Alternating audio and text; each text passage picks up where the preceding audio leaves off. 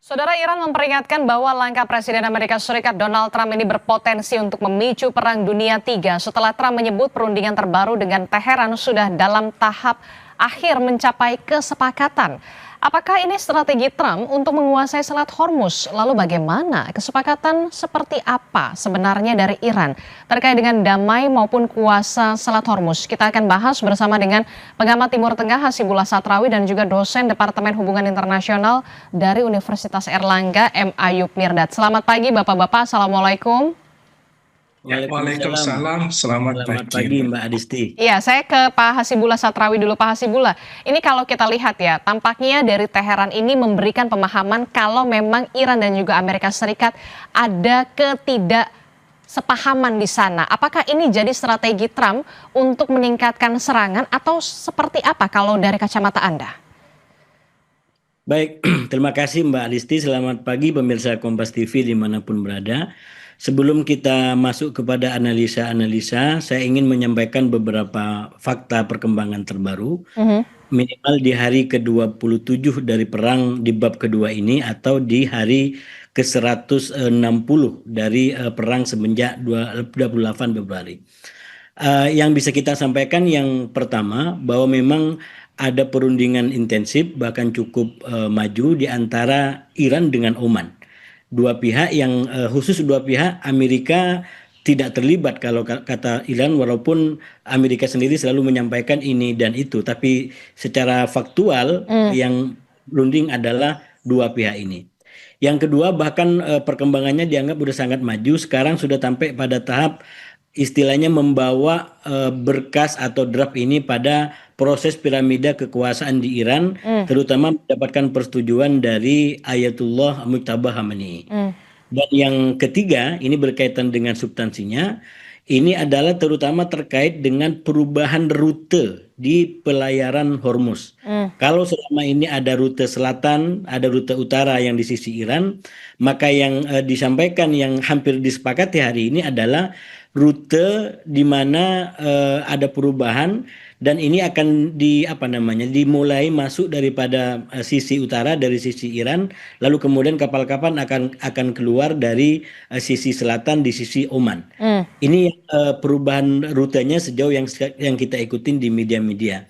Dan yang ketiga, perkembangan dari terbaru ini, kalau benar ini nanti disetujui, maka memang akan sangat menguntungkan bagi Iran, karena bahkan kalau dibandingkan dengan rute sebelumnya yang dipakai katakanlah semenjak revolusi 79, itu kan justru lebih banyak rutenya di jalur internasional.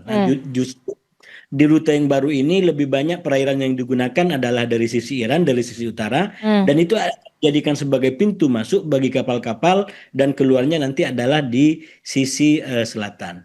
Itu kurang lebih fakta-fakta yang bisa kita sampaikan. Nah, bagaimana dengan klaim sana sini? Saya terus terang melihatnya itu bagian daripada sisi politiknya.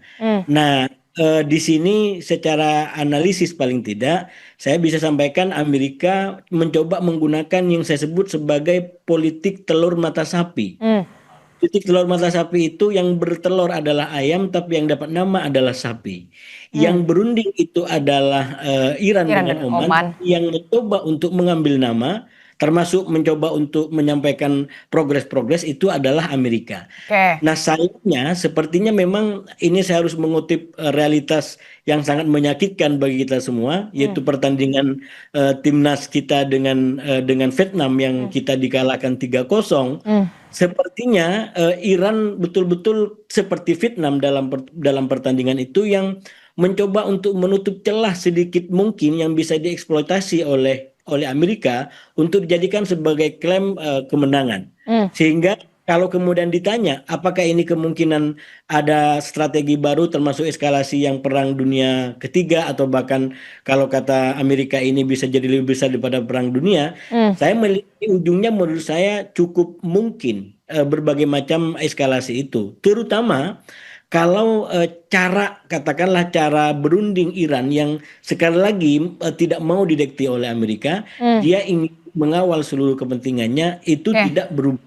Karena saya lupa tadi satu lagi poin yang tidak kalah penting dari faktanya, Iran mengatakan bahwa walaupun kesepahaman dengan Hormuz ditandatangani dengan Oman, ini tidak berarti pembukaan dan normalisasi kembali Hormuz. Karena bagi Iran kalau ingin Hormuz dikembalikan lagi, Oke. maka Amerika harus memenuhi yang disebut sebagai kesepahamannya dengan Iran pada tanggal 18 Juni. Oke, oke. Kalau kita lihat ini kan ada ketidaksepahaman antara Amerika Serikat dan juga Iran. Kalau tadi disebutkan oleh Pak Hasibullah ada perubahan jalur pelayaran di Hormuz, jalur utara dan juga jalur selatan yang kita tahu Pak Ayub ini adalah kesepakatan antara Iran dan juga Oman. Tapi kemudian diklaim oleh Amerika Serikat bahwa mengklaim juga ini kesepakatan tinggal finalisasi lah begitu ya, tapi kemudian ini memicu kemarahan dari Teheran yang mengatakan ini berpotensi menjadi perang dunia ketiga gitu ya.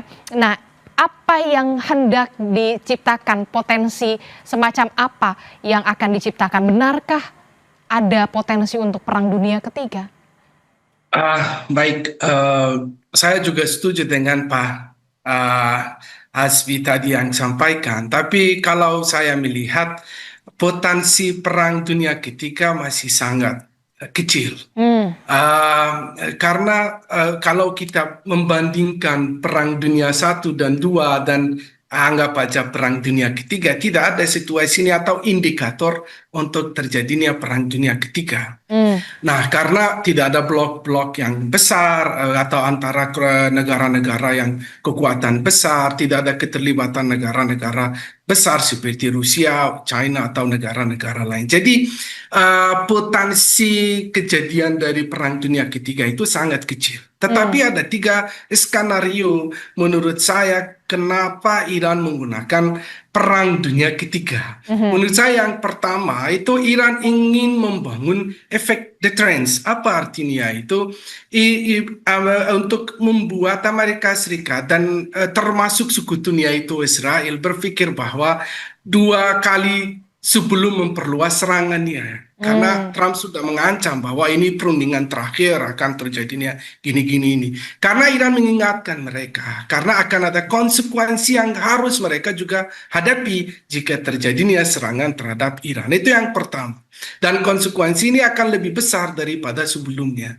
Dan yang kedua, Iran sebenarnya juga sedang membentuk simpati internasional atau persepsi atau opini internasional dengan menggunakan istilah perang dunia ketiga atau istilah dramatis itu yang supaya ada tekanan dari masyarakat internasional terhadap Amerika Serikat dan untuk mencegah dari perluasan atau perang tersebut ini karena Iran ingin membangun opini internasional bahwa konflik ini memang sangat berbahaya. Semua negara sudah merasakan atau sudah terdampak khususnya dari sisi ekonomi. Semua sudah harga minyak naik, bahan baku naik semuanya. Jadi Iran ini ingin melakukan itu melalui persepsi internasional. Dan yang ketiga, ini juga jangan kita abaikan bahwa situasi internal Iran. Iran ini dalam krisis ekonomi, bahkan krisis politiknya. Jadi potensi terjadinya protes besar di Iran itu sangat besar. Dan bisa terjadi kapan saja karena militer ini yang kontrol dalam negeri atau situasi Iran banyak tidak berani untuk turun jalan. Nah, yang ketiga ini memperkuat legitimasi itu mistaknya Iran. Bahwa narasi Iran sedang menghadapi ancaman global untuk membuat atau memperkuat solidaritas masyarakatnya di dalam negeri. Bahwa ada menurut saya 3 skenario yang Iran sedang melakukan itu. Jadi istilah tersebut atau istilah perang dunia ketiga bukan sekedar ungkapan emosional saja tetapi juga atau melainkan bagian dari strategi komunikasi politiknya Iran. Jadi menurut saya saya ulangi lagi sampai saat ini tidak ada bahkan menurut banyak analis tidak ada potensi perang 3 ini sangat kecil tetapi bisa perang ini meluas di Timur Tengah. Kita lihat yang sebelumnya terjadinya hanya di Teluk saja, sekarang sudah sampai ke Yaman dan juga Irak, apa namanya, proksi-proksinya Iran mulai merespon terhadap sekutunya Iran di kawasan. Jadi potensi untuk meluas atau lebih besar ekspansi di kawasan sangat tinggi daripada terjadinya atau mulainya Perang Dunia Ketiga. Oke, jadi Iran mengecam ultimatum Trump berpotensi perang dunia ketiga ini adalah bagian strategi juga dari Iran. Justru potensinya adalah perang yang semakin meluas ke Irak, kemudian juga beberapa negara-negara Teluk. Nah, kalau dari kacamata Pak Hasibullah ini seperti apa untuk bisa dikatakan ya memang perangnya semakin meluas, lalu bagaimana nasib kesepakatan perdamaian? Apakah keduanya ini hanya angan-angan atau seperti apa untuk mencapai kata sepakat kalau menurut Pak Hasibullah dalam kondisi saat ini ya? Ya, yang pertama begini, soal istilah dan kebijakan saya yakin baik Amerika maupun Iran itu melakukannya sesuai dengan konteks kepentingan nasional dan juga konteks kepentingan global. Itu sudah pasti rumus gitu. Termasuk ketika Amerika menggunakan istilah ini akan lebih besar daripada Perang Dunia Kedua, lalu dibalas dengan istilah yang juga tidak kalah besar dari Iran, itu istilahnya pernyataan istilah-istilah yang digunakan oleh kedua belah pihak untuk kepentingan masing-masing. Tapi mari kita lepaskan istilah-istilah itu. Kita masuk kepada fakta empiris yang ada di lapangan. Yang pertama, kalau kita ingin membaca sejauh mana perang ini akan menjadi lebih besar, katakanlah kalau di Timur Tengah itu selalu sampaikan bahwa kita hanya butuh misalkan negara-negara Arab Teluk turut membalas serangan-serangan Iran. Itu akan melipat gandakan perang ini. Dan Arab Saudi sudah memulai aksi itu dengan menyerang Houthi dan katakanlah milisi di Irak. Walaupun masih sangat terbatas. Tapi sekali lagi fajar eskalasinya udah sangat kuat. Yang kedua, kalau berkaitan dengan Hormuz, memang sekarang yang menurut saya juga diuji oleh Amerika adalah sejauh mana NATO mau terlibat di dalam terutama upaya untuk pembebasan Hormuz. Mengingat satu, kalau saya secara kategori mencatat perang di bab kedua ini jelas itu diumumkan oleh Trump ketika Trump berada di samping dan di forum NATO di Turki. Itu ketika dia mengatakan bahwa perjanjian dengan Iran selesai, kurang lebih di tanggal 10. Karena itu saya memasukkan perang ini di bab kedua. Dan itu di dalam forum NATO yang secara tidak langsung NATO juga mendukung upaya Amerika untuk menormalisir Hormuz. Jadi kalau ditanya bagaimana eskalasinya ke depan, itu memang tergantung juga NATO. Kalau NATO masuk karena alasan katakanlah ini Hormuz yang makin ketat dikuasai oleh Iran lalu membuat krisis di Eropa, ancaman krisis minyak dan energi, maka menurut saya potensi eskalasinya itu bisa lebih besar. Dan yang ketiga, itu yang tidak kalah berbahaya, bagaimana Ukraina ya itu kemudian menyerang kapalnya Iran di di pantai Kaspia itu atau di Laut Kaspia itu. Dan sekali lagi itu pintu menurut saya, itu dinding yang tipis. Kalau Iran membalas juga dengan serangan itu, maka bisa terjadi kayak semacam peleburan dua medan konflik ini, yaitu medan konflik di Timur Tengah yang dipelopori oleh Amerika dengan Iran, dengan medan konflik di Ukraina yang dipelopori oleh katakanlah Rusia dengan Ukraina dan negara-negara Eropa. Nah, kalau kemudian itu terjadi, maka bukan tidak mungkin pola hubungan di antara para pihak yang sebenarnya terbentuk hanya tinggal diformilkan. Jadi istilahnya selama ini kerjasama de facto sudah terjadi. Bagaimana Iran juga suplai Rusia dalam perang Ukraina itu juga sudah terjadi. Cuman sekali lagi ini belum deklarasi, belum diangkat menjadi sebuah de jure. Belum diangkat menjadi sebuah fakta yang diakui. Kalau tidak diakui, menurut saya selama ini di antara aktor-aktor perang ini adalah saling terkait satu sama lain. Minimalnya di antara Iran, lalu kemudian Rusia, lalu kemudian Ukraina, Amerika sudah pasti, dan negara-negara Eropa. Dan kalau kemudian meletus seperti ini, maka itulah mungkin orang-orang Iran menganggap sebagai perang dunia ketiga. Istilahnya bisa beda-beda. Tapi sekali lagi eskalasi ini akan jauh lebih besar daripada perang yang terjadi 40 hari yang sifatnya lebih total. Kalau sekarang saya malah mengatakan ini perangnya jauh lebih kecil daripada 40 hari. Bahkan yang terjadi di perang kedua ini saya sebut sebagai perang bertempo. karena eskalasinya dia khusus di jam-jam tertentu, bahkan Oh, sampai hari ini. Nah, yang tidak kalah menarik untuk kemudian kita pahami adalah yang saya sebut sebagai perubahan strategi Iran. Kalau Iran awalnya konsisten sifatnya adalah defensif, hmm, maka sebenarnya kalau kita amatin, Iran peran-peran sudah mengubah posisinya dari defensif kepada ofensif. hmm, Dan itu bisa dirujuk, peristiwa terbarunya adalah serangan Iran ke Yordania, pangkalan militer hmm, pada tanggal 28 Juli. hmm. Itu dua kali Iran melakukan sebuah serangan yang kita sebut sebagai serangan yang ofensif. Yang pertama 8 Juni, Hmm. yaitu ketika dia menyerang Oke. Israel sebagai Israel makin masuk di Lebanon. Hmm. Dan yang kedua adalah 28 Juli kemarin ketika Trump ketemu dengan Netanyahu di Washington, Oke. lalu kemudian Iran justru menyerang pangkalan Amerika di Yordania. Oke, oke. Dari perspektif Anda, ada perubahan pola yang dilakukan oleh Iran dari defensif menjadi ofensif. Yang menjadi alasan mengapa ada perubahan itu dari defensif menjadi ofensif, sebenarnya alasan utamanya apa? Pertimbangan utamanya, kalau menurut perspektif Anda, Bung Hasibullah. Yang pertama, seperti tadi disampaikan oleh Mas Ayub juga, ini mungkin Iran juga sebagai sebuah strategi menggertak. Ini kan sebenarnya tidak bisa kita lepaskan, dua belah pihak juga saling menggertak, saling membaca mana kelemahan-kelemahan orang.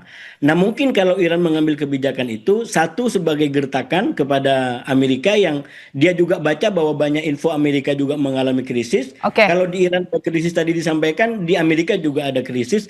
Bahkan yang terbaru, desas-desus di Washington Post itu tentang bagaimana di antara Trump dengan menteri perangnya yang berkaitan dengan kurang akuratnya analisis yang ada. Tapi Oke. sekali lagi di zaman perang itu kadang-kadang mana yang benar, mana yang tidak benar itu sengaja untuk didorong bareng.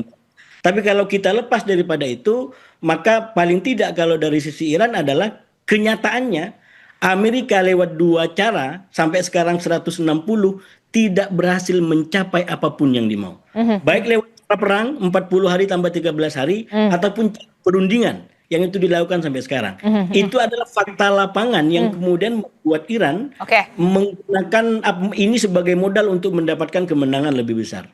Oke, saya ingin bertanya juga berarti ke Pak Ayub. Pak Ayub, apakah Anda sepaham dengan yang dikatakan oleh Pak Hasibullah, ada perubahan pola dari Iran dari defensif menjadi ofensif? Nah, dengan adanya perubahan pola yang dilakukan oleh Teheran ini, tentu ini semakin memanaskan Iran dan juga Amerika Serikat. Itu artinya kecil kemungkinan ada kesepakatan damai yang akan terjadi dalam waktu dekat. Saya ada 3 poin. Yang pertama, kenapa Iran bisa dari defensif menjadi ofensif? Karena menurut saya terjadinya salah strategi atau salah kalkulasi dari pihak Amerika Serikat termasuk Israel ketika mulai perang ini pada tanggal 28 Februari. Kenapa salah kalkulasi? Karena mereka berpikir bahwa kalau membunuh pemimpin tertinggi dan pemimpin-pemimpin menteri pertahanan dan lain-lain yang ada di Iran, rezim ini akan kolaps, Iran akan menyerah dan selesai perang ini. Tapi pada kenyataannya, Iran kembali semakin keras, Iran kembali membalas serangannya semakin meningkat, dan yang kedua, Iran ketika kita tidak bisa bandingkan kekuatan Iran itu secara militer maupun ekonomi dengan Amerika Serikat, jauh berbeda.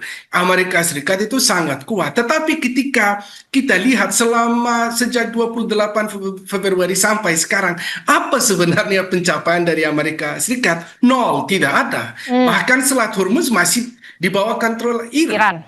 Amerika belum mampu untuk bisa kontrol Selat Hormuz, dan itu kita selalu bisa dengar dalam sambutan-sambutan atau press conference dari pihak Amerika Serikat termasuk Donald Trump. Nah, di sini menurut saya Iran tambah berani karena Iran melihat walaupun dengan kekuatan militer yang dia punya, kalau saya katakan kecil dibandingkan dengan Amerika Serikat, tetapi dengan proksi-proksi yang ada di kawasan ini, Iran masih bertahan, Iran masih membalas, Iran masih bisa membela dirinya, dan rezimnya masih tetap bertahan, tetap resilient. Jadi Iran sekarang daripada defensif merubah Menjadi ofensif. strateginya menjadi ofensif karena proksi-proksinya juga mulai semakin semakin berani juga. Lihat kita milisi yang ada di Irak, Houthi di Yaman, termasuk di Lebanon, Hezbollah sampai akhir bulan kemarin juga bertahan melawan Israel.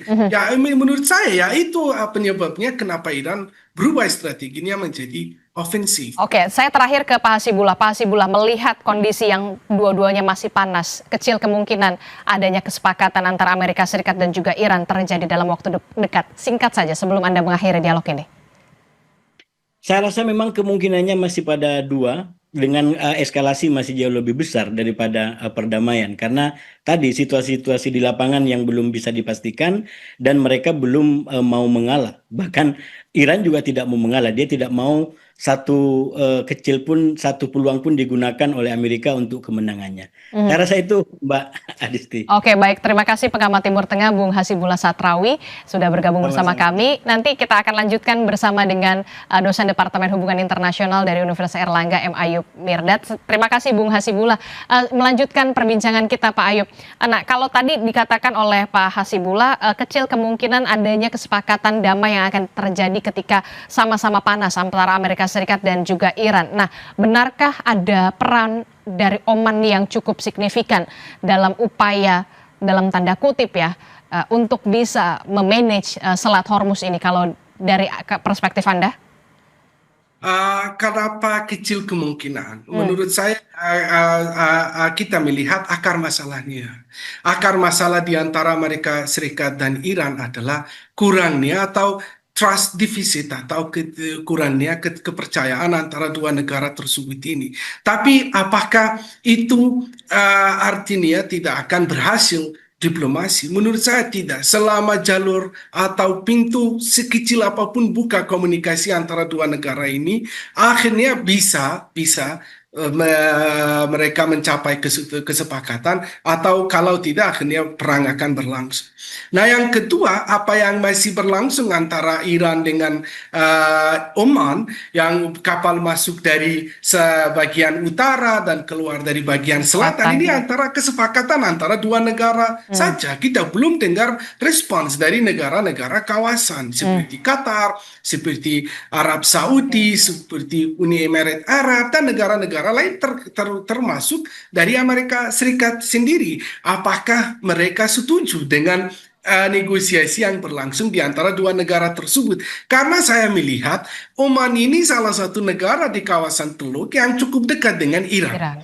Dan salah satu negara yang dia mencapai selamat ketika Mujtaba Khamenei menggantikan ayahnya. Walaupun itu dalam perang, dalam kondisi perang, dia mencapai rajanya, sultannya Oman menyampaikan itu. Artinya mereka dua negara ini dari belakang sudah dari jalur belakang atau in backstage, hubungan mereka cukup baik. Bahkan di depan, di tatap muka atau di depan media juga. Jadi kalau kesepakatan ini terjadi dan mereka setuju, oke, kapal keluar, saya ambil service charge-nya dan keluar masuk dari utara dan keluar dari selatan, kamu ambil, menurut saya ini juga melanggar hukum laut internasional. Karena kita ada international waters dan tidak boleh negara-negara manapun untuk membuat tarif dan minta uang atau service charge atau tarif charge dari kapal komersial manapun.